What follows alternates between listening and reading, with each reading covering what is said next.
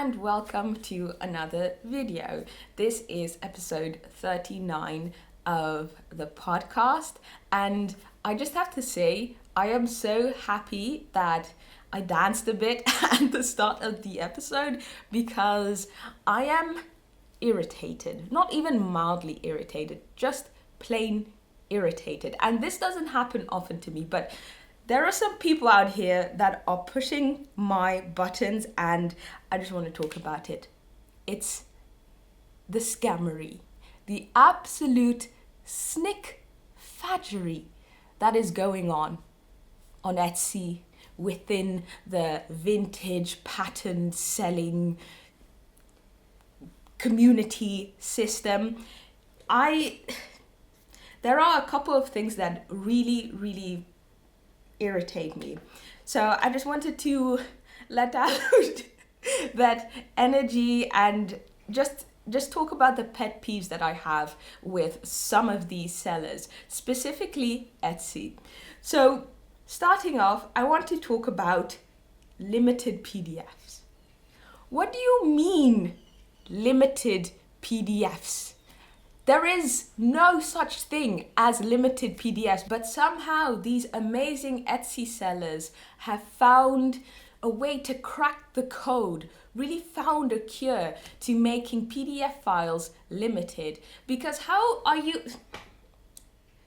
Okay, there's one specific Etsy seller that really pissed me off, and I'll just tell the story. Okay, so a couple of days ago, I found this really cute Edwardian era filet crochet camisole, and I thought, that's really cool. So I found someone selling this on Pinterest, but it was supposedly sold out. It was a PDF, okay? So they were selling it, I think, for €3.80. So I sent the seller a message, and which, by the way, is also preposterous for an Edwardian pattern. Just one single one, not even a whole book, but just one pattern.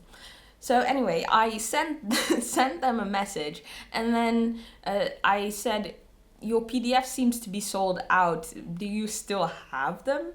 And they said, oh yeah, sure we do. And so this seller, they put up the PDF file again, and they put one quantity of it. So it's limited, one left. And they raised the price from $3.80 to $4.80. Now this really irritated me. Also because aside from this seller, there was another that also had similar scammy practices. And another thing that I find so aggravating is that they will try and remove all information from where they got this. So they won't say the particular source. They'll say, this pattern is from a booklet from the Edwardian era. Why can't you tell me the booklet? Is it maybe because it's in the public domain and there's a possibility that I could just get it for free somewhere else?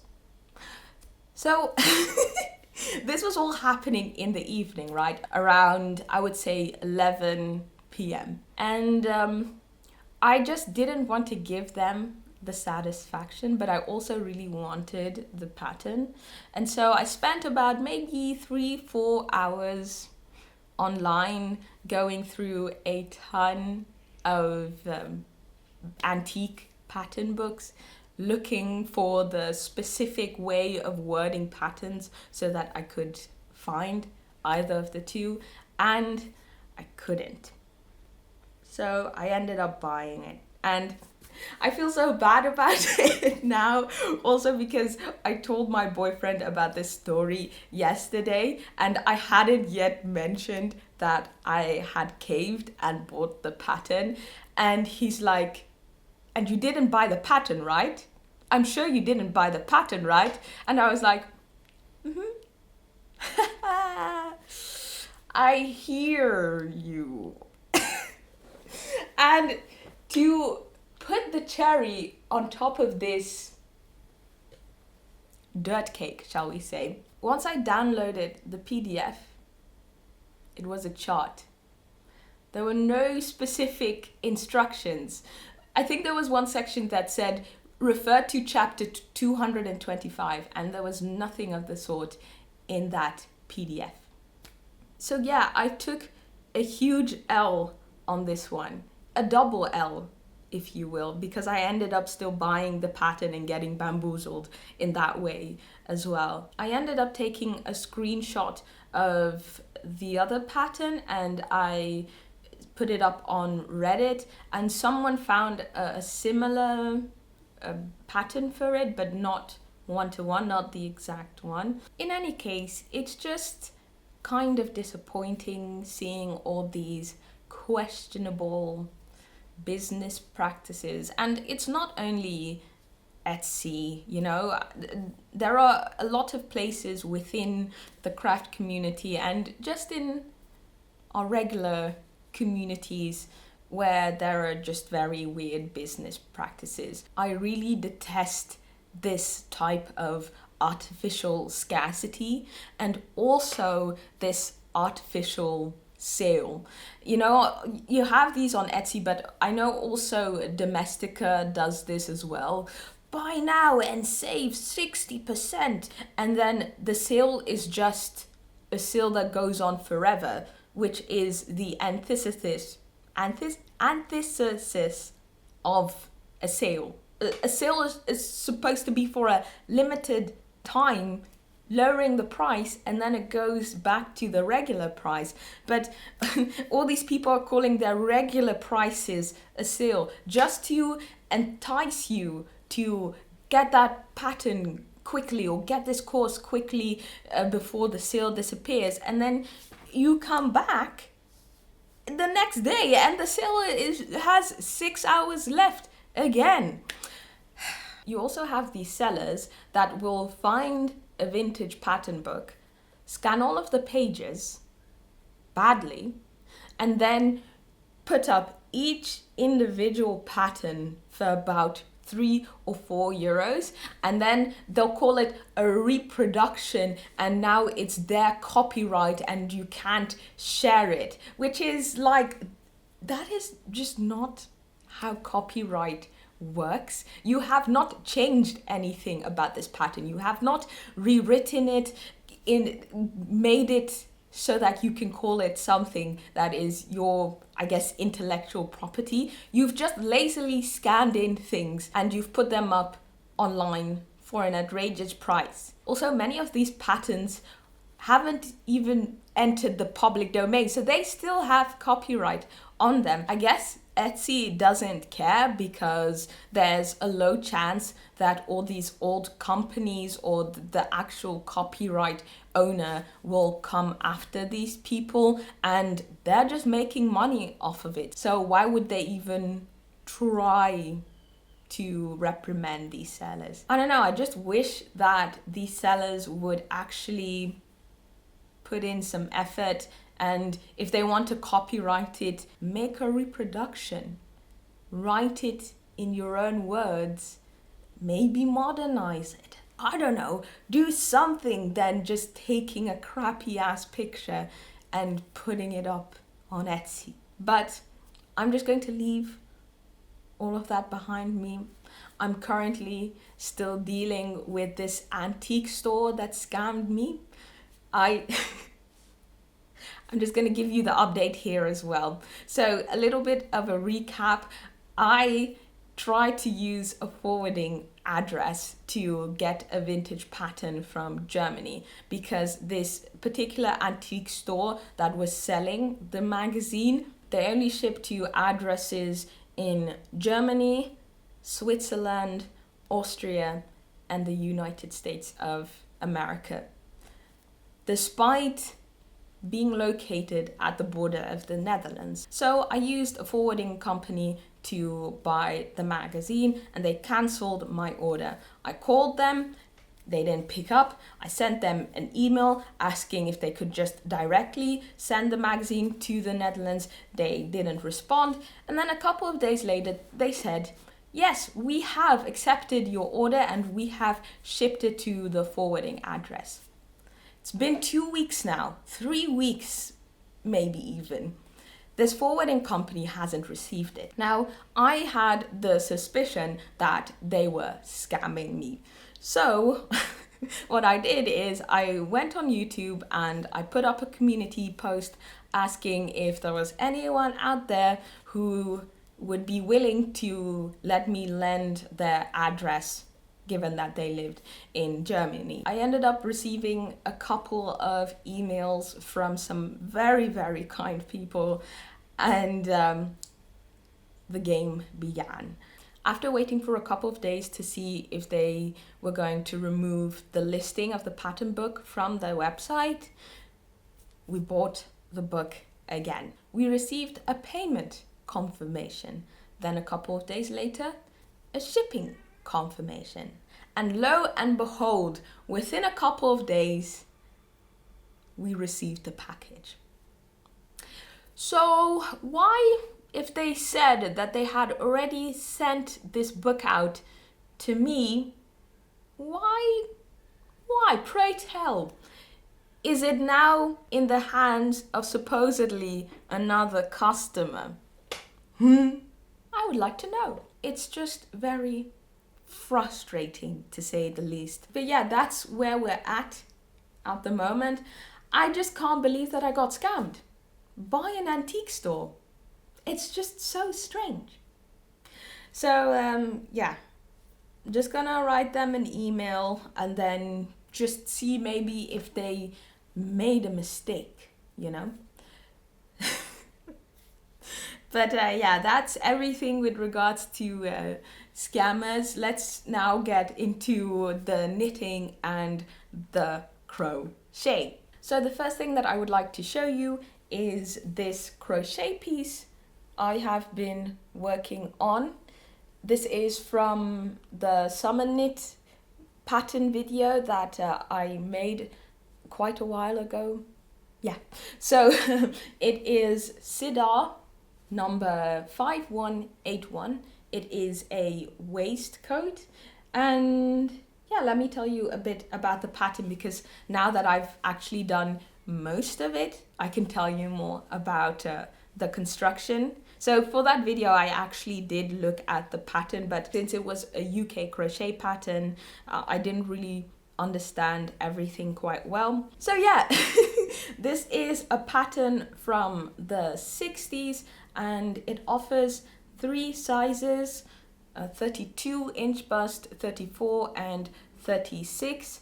And there are actually no different instructions for each size. They just tell you to use different hook sizes. Apparently this is something that was done frequently in the 70s, 60s, because I've already found 2 summer patterns that use this way of grading up and down. But yeah, I have about a 30, why am I using inches? Well, I don't know inches, but I have a bust circumference of 82 centimeters to 83, something like that.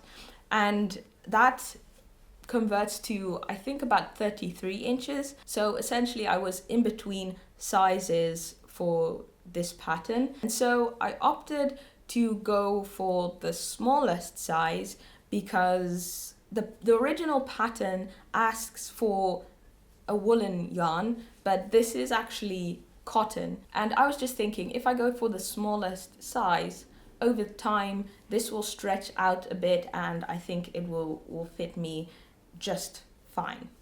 Yeah, so that was kind of like my thought process surrounding that. I used the 5mm hook, and yeah, I did make a swatch, i.e. I crocheted a granny square and then washed it and then just measured it.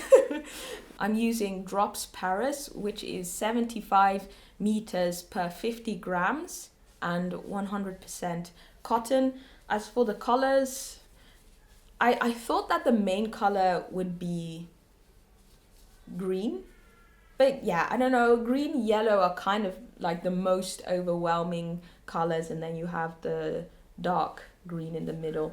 Yeah, so actually there's supposed to be a peplum here at the bottom. Here is the original pattern. You can see the peplum there. I decided not to do that. So yeah, actually green is not really the main color anymore at this point. I don't know. In any case, yes, the colors. The light green is wasabi, number 36.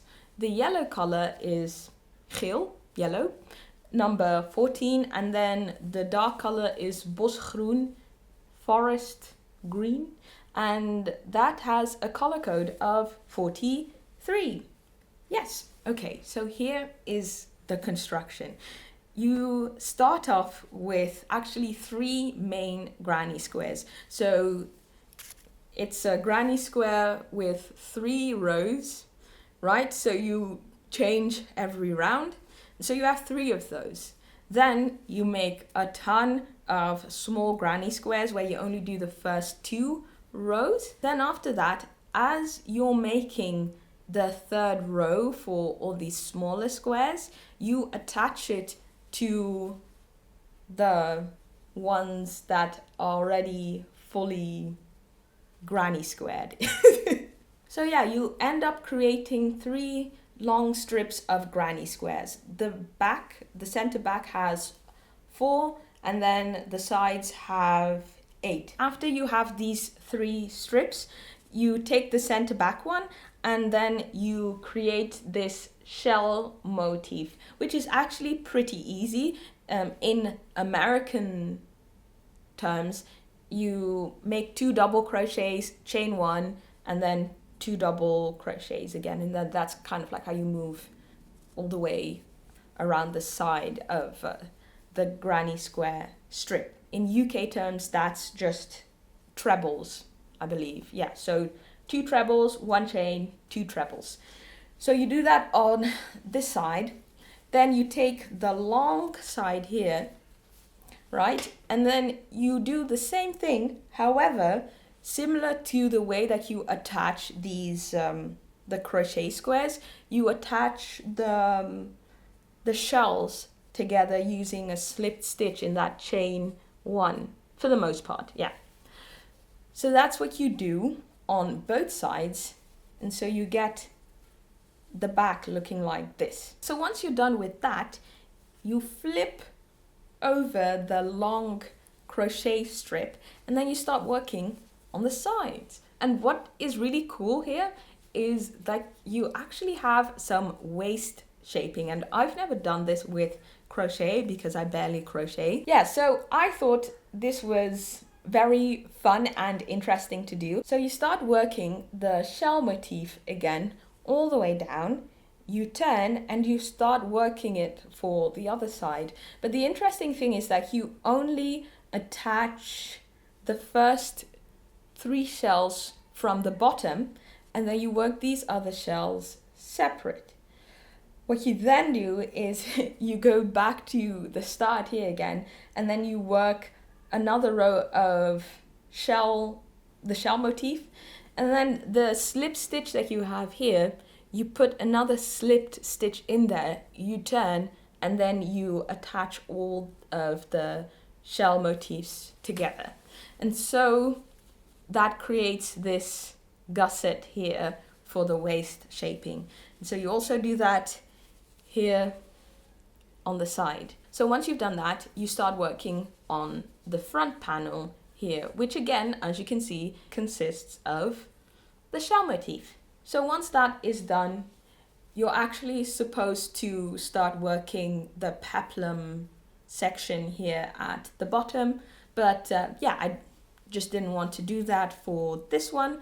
So I decided to just use single crochet or double crochet for the Brits out there.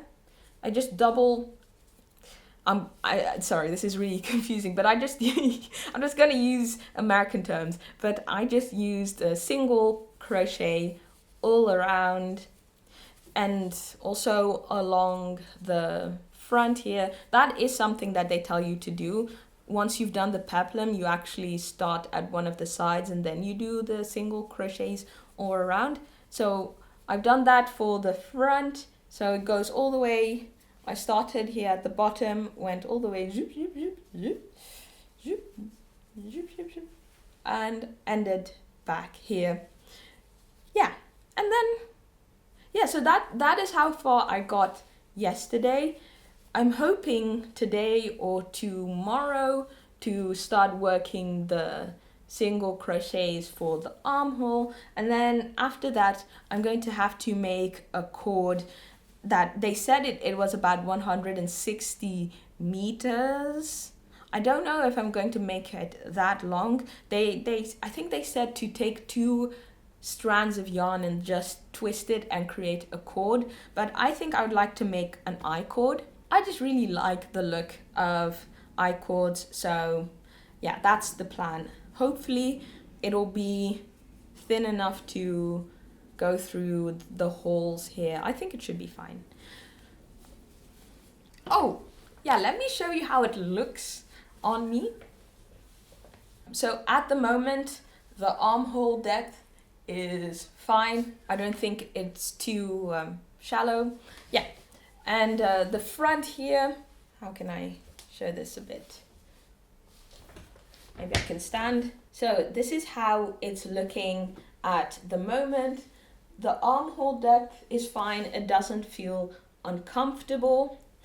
Yeah, so pulling it to the front, as you can see, there's a bit of space still here. There's supposed to be space anyway, right? It's not supposed to completely overlap, but the gap is slightly wider than the model that is on the cover of the pattern.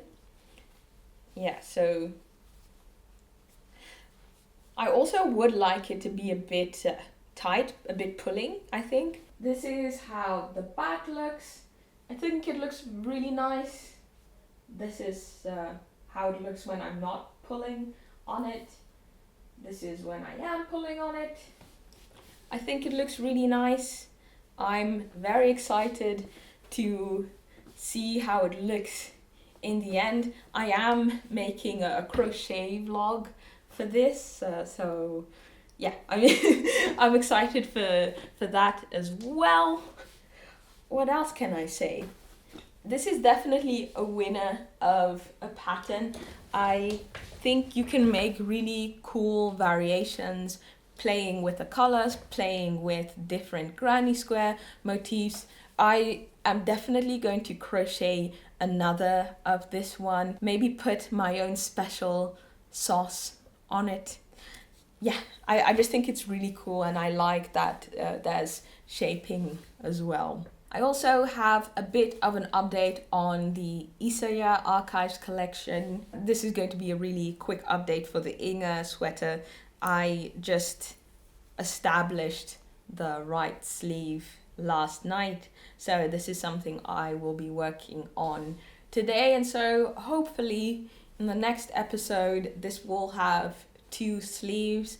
I'm really looking forward to that time coming, because after that it's just going to be smooth sailing. I don't have to do any increases or decreases. That's that. Maybe I should give maybe some information on this, because I don't think everyone watches every single episode of my podcast.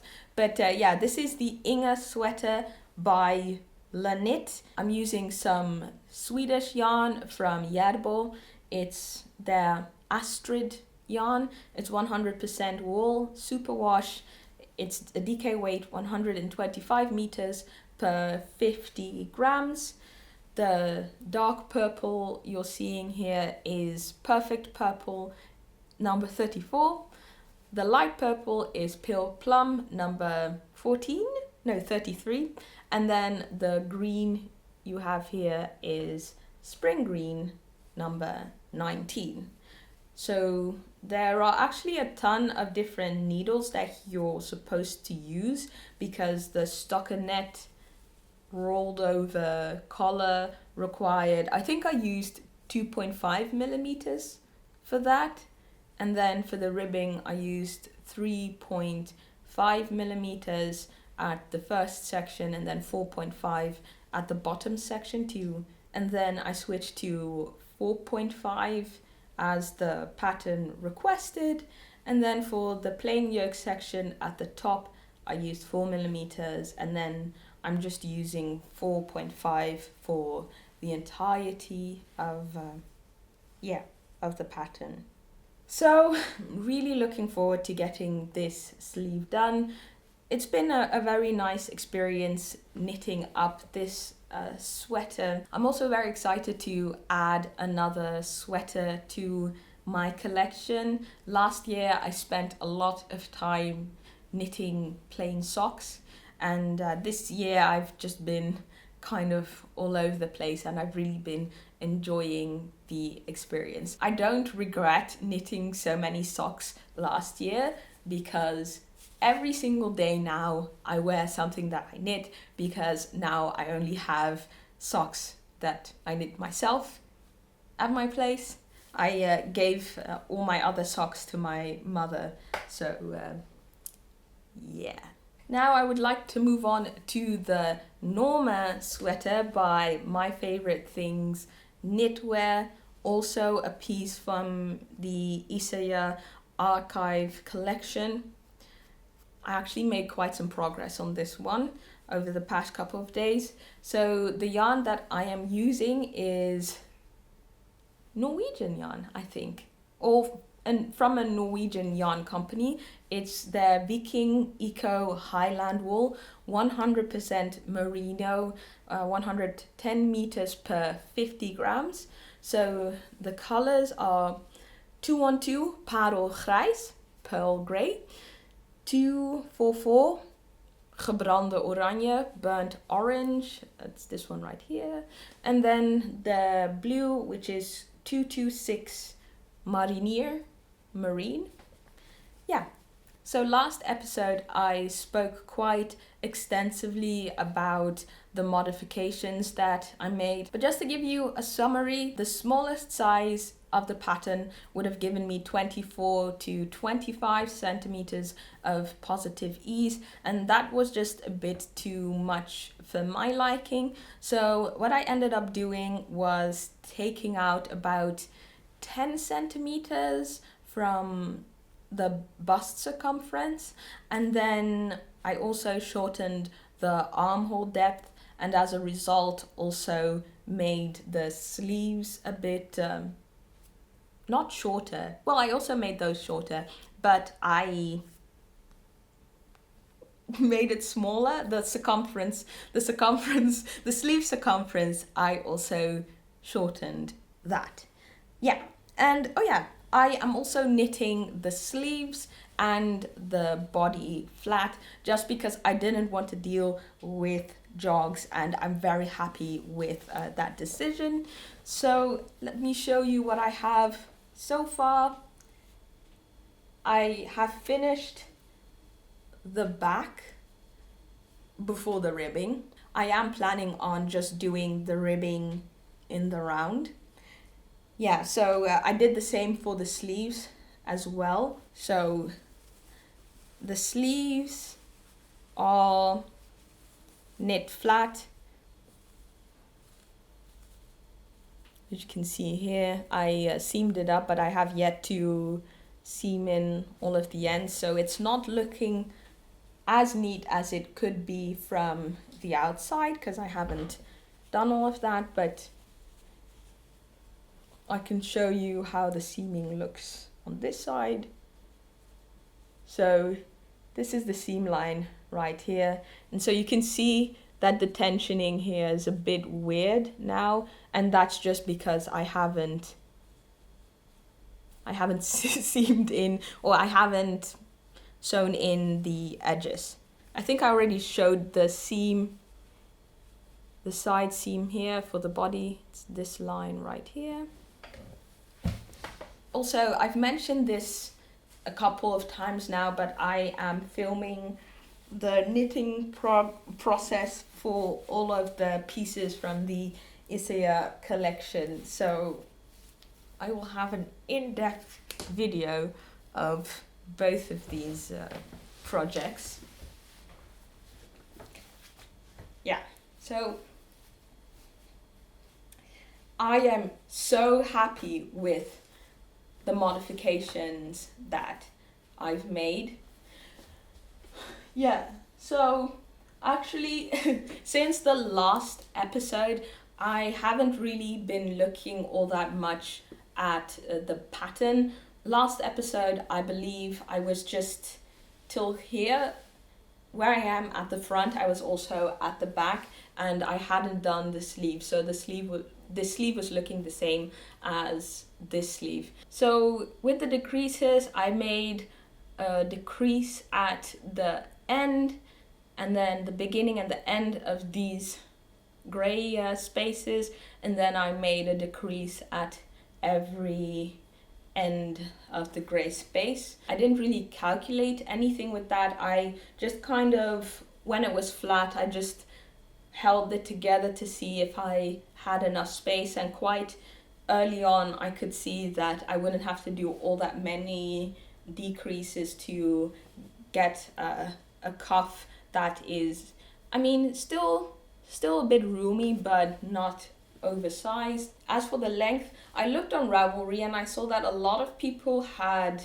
7 of these color rows on their arms, but as I was knitting I could just see that if I would have added this much to my sleeves it would go all over my hands, and I wanted something that I could wear that was practical, and so I decided to keep it at this length. I made the ribbing quite long. I like the way it looks. Yeah, I like the length here. I'm going to add, I believe, a similar length of ribbing to the body. Yeah, so I am really digging how this is looking. Both my boyfriend and one of my moms have seen the process and they really like the color combination. So yeah, I am very pleased with this. As for how I might wear this, I do think that I'll most likely just be wearing it like this, because I think the turtleneck is a bit too loose and this just looks a bit cleaner in my opinion. Also, one thing that I would like to note is I found that the colorwork section got a bit tighter here than on the body. I don't know why exactly. I did always try to go up a needle size, so maybe, I think in hindsight I should have just gone up another needle size, but I don't think that it's too noticeable in my opinion. I don't really care enough to rip the entire sleeve out, so yeah, it's just gonna stay that way. Today I'd also like to talk a bit about my knitted swimwear research. Yeah, just a quick recap. I have had an interest in knitted swimwear for about a year now, and I have yet to knit one, but I'm getting really close. I have looked at all different types of yarn, and so I will be doing some experimentation. I was also thinking of making a bit of a researchy video, just talking about, I guess, my game plan for this summer and probably also coming summer. Yeah, so I don't know, yeah, I've just been doing a lot of thinking. And yeah, I think also last episode I spoke about still going through my stash, and I rediscovered this yarn. This is some Hamanaka yarn that I bought when I was studying in Japan last year. I made this hank myself. It came like, it looks like this originally. It is called Brilliant or Buririan. Yeah, Brilliant Crochet. Super bright yarn for excellent knit. So yeah, it's from Hamanaka, a Japanese brand, and this consists of 78% cotton and 22% nylon. And what type of weight is this? It's a fingering weight. yarn, 25 grams per, no, 120 meters per 25 grams. So I'm pretty sure I bought 70 grams of each of these colors just so that I could match them up for something. Yeah, and I think I already have a quite good idea what I could knit with these. It's probably going to be a type of bikini. But yeah, there are a lot of things that go into thinking about knitted swimwear. Of course, the material, but also the structure. I think I spoke last episode about why one would want twisted stitches. And one thing that I have been researching for the past couple of days has been the butt wool, the bathing wool that I spoke about as well last episode, because I'm just super intrigued, like what type of wool is this? And I'm seeing this in a lot of vintage swimwear patterns saying use 200 grams of bath wool, but no one says exactly what the bath wool is. Also, I should say in Dutch, when we say wool, like wool, we don't always mean wool. People use wool as wool and yarn interchangeably here in the Netherlands. At least that's kind of like how I've always seen it. But in any case, what I've done is I have just been typing in butt wool into Dutch archival websites such as newspapers and also the royal one called Delphi. I haven't really been able to find all that much of information, but I did find this ad right here, and it's an ad not for yarn but just for knitted swimwear. And they mentioned the yarn that they use. It's called trokkenwol, and this particular yarn is made from 100% wool, but it has a special feature, which is that it's waterafstotend, which, what does that mean in English? It doesn't absorb water. I didn't know that this was a technology that they had in the 50s, but apparently, if we're gonna believe this ad, apparently that was the case. And so I was thinking, maybe you can actually make quite functional swimwear from 100% wool. The only thing is that you're going to have to treat it with a chemical that will make it not absorb water. Now, I have worked with such a spray. In one of my earlier podcast episodes, I mentioned that in Japan I took a sewing class for about 3 hours, and in that time I sewed up a parasol, and the fabric that the store provided was this cotton. And so once I was done with that class, I thought that my parasol was ready to go. It was gonna protect me from the sun, but apparently you're actually supposed to use this spray that is water afstotend, that is water rejecting, I guess you could call it, and also UV rejecting, so it prevents the UV light to penetrate the fabric. So I already have experience using that type of spray. However, that was on woven fabric. I have no idea how that might work with knits, with hand knitted pieces. So I'm going to have to do a bit more research into that, and probably that's going to just be in that one video. I really like the idea of having one video with all of that information available. Also because I can, next year come back to that video and look and see if I have, for one, learned something new, and I can use it as a refresher, because I live in the Netherlands. There's no reason for me to be knitting swimwear all year round. This yarn that I would like to give a go, and then a couple of others, I've shown them before.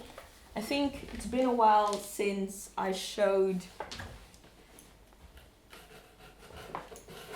the haiku yarn. A couple of episodes ago, I called it hiko, but that's the Dutch pronunciation of that word. But yeah, so someone said, I think it's haiku haiku. Yeah, so that makes a lot more sense. So yeah, I have these colors right here, but again, I don't know if I'm going to have enough for even just a bottom with one of these colors, and I don't think that they really mix all that well. I don't know. I was also considering maybe using some sock yarn. This is some opal yarn, which is 85% wool and 15% nylon, because that's also something that they used for bathing suits in the 50s, 40s. So one other thing that I did for research was read this book. I got this at an antique store some time ago, a couple of weeks ago, and it is called Praktische Bibliotheek voor de Vrouw, Practical Library for the Woman, and the title is Handbook for Knitting and Crochet. Yeah, so it's just the basics of all of these. Gives you even a history of a history of knitting. Yes, it gives you a history of knitting and some patterns and just information on different types of yarn. I think this is really interesting. It's a book from the 50s. Yeah, and it's just cool to see them talking about this new and cool innovation within knitting that 20 years ago didn't exist. I think they were talking about one specific fiber, or one specific material. It might have even been nylon. It was like 10, 20 years ago they thought it wasn't possible, but it was. And it's really cool because now it's very normal. But yeah, again, I'm not too sure if it was nylon, but it was definitely a material that we widely use now. I skimmed through quite a bit. I read a couple of pages here and there. One particular page that I read, and this is not with regards to swimwear, it's actually with regards to design. I read this section, and I am pretty sure I showed this last time that this book was featured on the podcast. It's called Kledingbreien, knitting clothes. And yeah, I thought this was really interesting. This is what I love about vintage knitting books. Those are really the way to go if you want to get a good understanding of construction. In a lot of modern patterns, there's a lot of hand-holding and not so much explanation as to why you have to do certain things, you know? And so there's also not a lot of information in vintage patterns, but the vintage books about handcraft, knitting, crochet will explain to you why you have to do it and certain things. Or they'll explain how you can adapt things. So what was really interesting is this section. So first they generally talk about knitting clothes. Then they get to this section, grondpatroon voor lijfje en mouw. So, how would I say this? Block pattern? I think it's actually, block pattern for body and sleeve. And so they give all these measurements here as well for a set-in sleeve sweater. So basically what this section is doing is it explains how you can make your own base or block pattern. And so once you have that, you can use that in turn to knit up anything you like, essentially.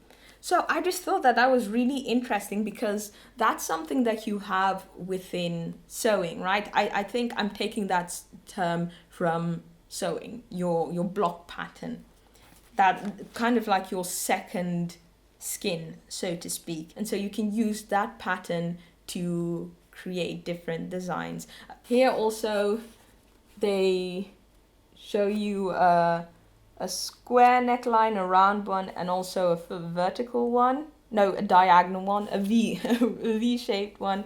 And then they also have a deeper rounded neck. So yeah, that's pretty cool. I read this, I think about once or twice, 1.5 times.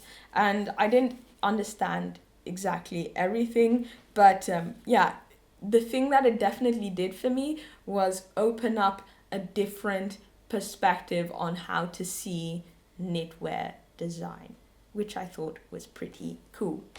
Now, the next book that I want to talk about is this one right here.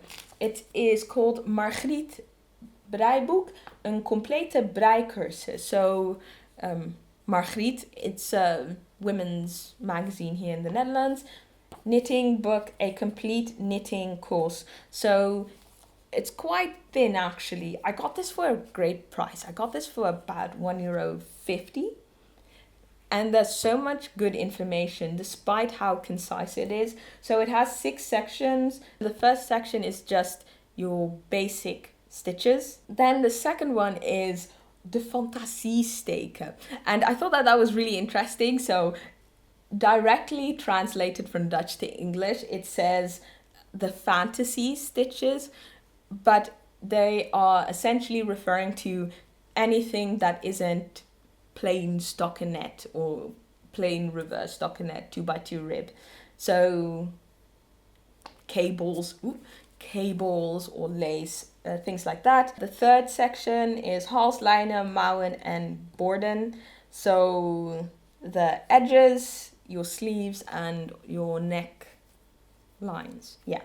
The fourth section is kragen, knoopsgaten en zakken. So collars, buttonholes and pockets. And then 5 is all about finishing. And then 6, it says jacquard breien, but which is different in English because jacquard knitting is a specific way of color work, but apparently in Dutch that is just general color work. One of the things why I also really like reading these vintage Dutch books, not necessarily just the patterns, but like actually these books on how to knit, is that I now get to learn all of the Dutch knitting terms, which is really cool, which makes my life easier with trying to knit vintage Dutch patterns. So yeah, it's all really stinking concise. There are some patterns in here, such as this one right here. One thing that I thought was really cool, I mean this whole thing was so cool, but I started reading this last night and I went through it again this morning and I just learned so much already from this. So let me give you an example of something that I found to be very helpful. You have this section called maassteken, which is actually just grafting. And it gives some illustrations on how to graft with reverse stockinette, garter stitch, and also, what is it? Yeah, 2x2 rib. 2x2 rib. And actually, apparently, the regular Kitchener stitch can also be explained using garter stitch. Yeah. Does that make any sense? I hope it does. But that was one of the things that was sort of a hurdle in my mind. I mean, I can do Kitchener stitch with not too many issues, but doing that on a different type of pattern just seemed a bit, it just felt a bit like a hurdle. But sometimes when you have a hurdle within knitting, you just need to find the right resource. And once you do, you'll find that it was probably not as hard as you had initially expected. Yeah, there are a number of other things that I learned from this magazine. Aside from that, I got 3 old Margriet breishows. I got this from a website called Pearls and Roses. I'll leave a link to the website in the description box below. Lots of really cool vintage magazines. This one is from summer and spring of 1980. This is not necessarily the era that I am really interested in. However, I think that you can always find some inspiration from whatever. Does that make any sense? I mean, the 80s didn't come out of nowhere, you know. They were also inspired by previous eras, so to speak. Oh, maybe I can just show you the back. Here are a couple of pictures. Then I have an older one from the 70s. This is autumn winter 1976. So this is not something I will be looking at very soon, at the very least, just because it's summer now. It's getting warmer, so I'm trying to mostly finish off the pieces that I've been working on for the past couple of months, and then here and there doing some of the summer knitting that I had planned. Really, really cool stuff. And then I have this one right here. This is when they still had their big issues. I think after the 60s they kind of downsized. The ones from the 50s are also humongous. Really cool stuff. Look at this ad here. Like they're selling, no, they're offering her a beverage, but it's just yarn. Yeah. Really cool. There is no date on this, but the website said that it did come from the 60s, and I won't dispute that. So this is all year round, so you have some winter pieces right here. And also some more summery pieces. I haven't found a project yet that I might want to knit for summer, because it's mostly more, how would I say this, colder weather patterns in here. There's some cute pieces, however. So I got all of these for a steal. I'm pretty sure this one was a bit more expensive. This one was 10 euros, but the smaller ones were all 2.50, or both of them. No, were there 2 or 3? 2, yeah.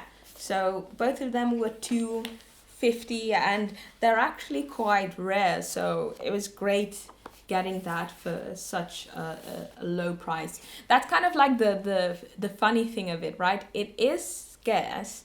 However, there's not that much interest in it. So the price doesn't skyrocket. That's also how I found one from the 60s as well. That one has yet to come in, but I bought it for 5 euros on Marktplaats, And the reason why I did was because a really cool sort of freehand like crochet dress in one of the pictures that was on Marktplaats. So I wanted to look at that. Freehanding with crochet and more creative types of knits have been in my mind for about a year or so, and I actually have now quite a big bag of all different types of yarn, fancy yarn and also regular yarn that I would like to use for such a project, but I have just felt, how would I say, out of my depths. I just don't really feel like I have the skills to actually make something interesting. But then I thought of this one book. Okay, I had to do a bit of research because I didn't know how to pronounce this person's name, but I believe it's pronounced as Lærke Bagger. So she is a Danish knitwear designer, and she does a lot of projects, if not all of them, with scraps, and they're just really all over the place with colors and textures, and I really respect that because I couldn't do that. I wouldn't know where to start, and she has written, I believe, 2 books right now. One of her books has been translated to Dutch. It's called Breien with an exclamation mark, knitting. Yeah, but I'm pretty sure the English translation of the book has another title. Yeah, I think it's close knit. But yeah, that's just an idea for the future. At the moment, I don't really have time for such a project, but it's definitely something on my mind. I was just looking at the bag of yarn yesterday and feeling a bit helpless. What am I going to do with this? I don't want to sell it, but I also don't know what to do with it. So I think I have found a solution for this dilemma.